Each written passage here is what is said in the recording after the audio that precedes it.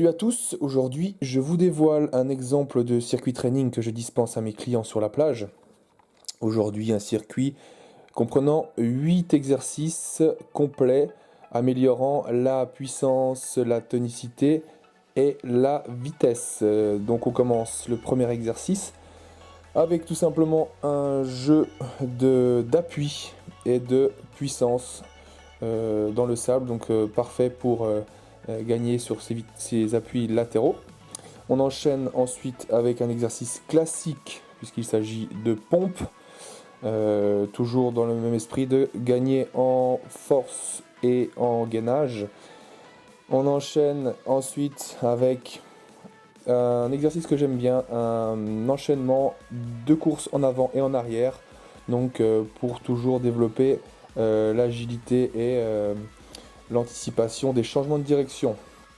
Un quatrième exercice, c'est toujours difficile de travailler les dorsaux sans salle de musculation. On arrive à travailler les dorsaux en puissance et le gainage avec des jets de medicine ball, ici un medicine ball de 5 kg, des jets violents par terre, toujours avec un gainage parfait.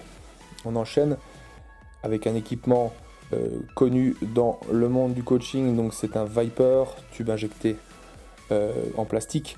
Celui-ci fait 10 kg, donc le client aura la tâche de essayer de le jeter le plus loin possible. Donc là on augmente un peu la difficulté parce qu'on rajoute une composante de rotation. Donc toujours puissance des abdos profonds, on va chercher les transverses pour jeter loin le Viper. On enchaîne par un exercice classique aussi dans le monde du circuit training et du circuit HIIT à haute intensité, le Mountain Climber. Donc on va essentiellement travailler, comme vous pouvez le voir, sur les abdominaux.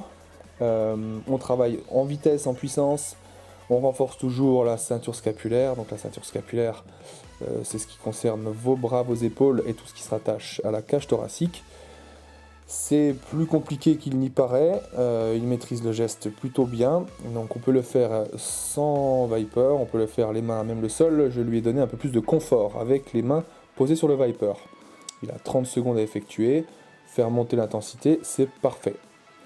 Ensuite je vais lui demander d'attraper la corde, donc corde ondulatoire, il doit l'attraper, la conserver sur lui, sur une épaule, et accélérer avec des changements de direction pour faire un slalom entre les plots. Jamais facile dans le sable.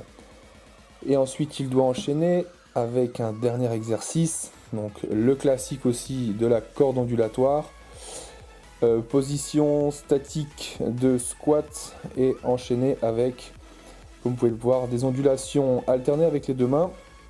Donc c'est un exercice de base pour la corde ondulatoire, très difficile, beaucoup de muscles engagés, le système nerveux aussi soumis à rude épreuve, pardon. Il doit tenir 30 secondes en fin de circuit, c'est un super finisher pour vous achever. Il galère un peu, mais il finira l'exercice.